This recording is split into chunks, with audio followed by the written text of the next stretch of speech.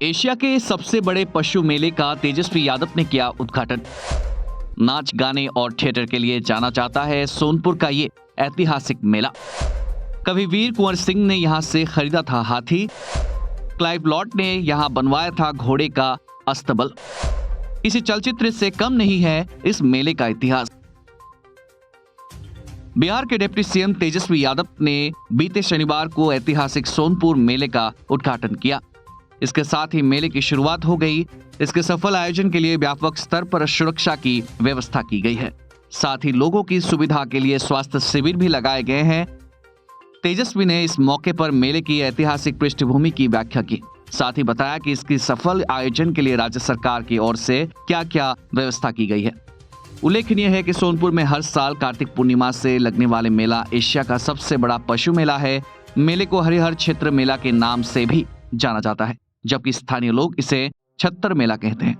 सोनपुर में गंडक के तट पर लगने वाले इस मेले की वजह से भी अगर बिहार जाना जाता है तो इसमें कोई अति नहीं होगा। यूं तो इस मेले की पहचान पशु पक्षियों की बिक्री के लिए जाना जाता है कि लेकिन साल 2003 में पशु पक्षियों की खरीद बिक्री पर लगी रोक के बाद इस मेले की स्वरूप बदलता चला गया। अब उसकी पहचान थिएटर के रूप में की जाने लगी है। बदलते समय के साथ नाच गान ने अब थिएटर का रूप ले लिया है। बताते हैं कि भगवान विष्णु के दो द्वारपाल हुआ करते थे। दोनों भगवान विष्णु के अनन्य भक्त थे। दोनों का नाम जय और विजय था। ब्रह्मा के मानस पुत्र के द्वारा दिए गए श्राप के चलते दोनों धरती पर पैदा हुए, जिनमें से एक ग्राप यानी मगरमच्छ बन गया और दूसरा गज यानी हाथी बन गया। एक दिन कोनहारा घाट पर जब हाथी पानी पीने आया तो उसे मगरमच्छ ने मुंह में जकड़ लिया और दोनों में युद्ध शुरू हो गया।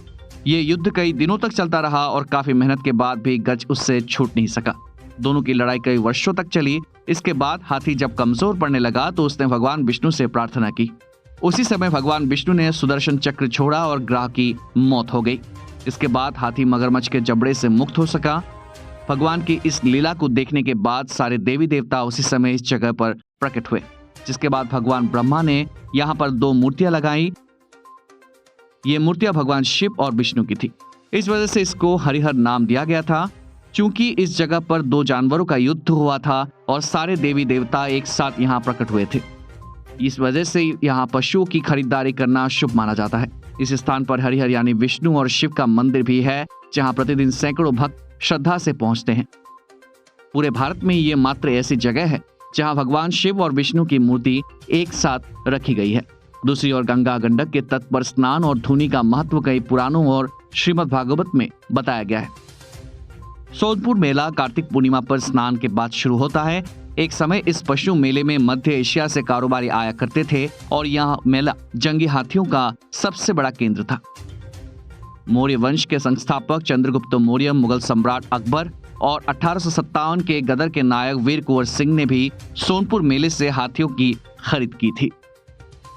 सन 1803 में रॉबर्ट क्लाइव ने सोनपुर में घोड़े का बड़ा अस्तबल भी बनवाया था।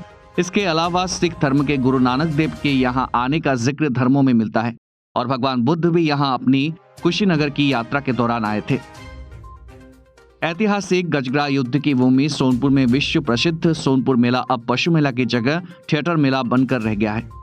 यह मेला अपने आप में ही बहुत खास है, क्योंकि कई सारी अलग चीज लोगों को आकर्षित करती है।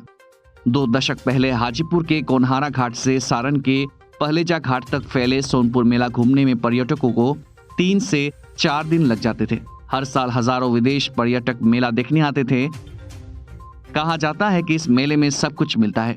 मेले में आने वाले लोगों की सुविधा के लिए व्यापक स्तर पर प्रबंध किए गए हैं, जो आने वाले सभी लोगों को आकर्षित कर रहा है। सोनपुर से फिरोज आलम की रिपोर्ट, वॉच टाइम।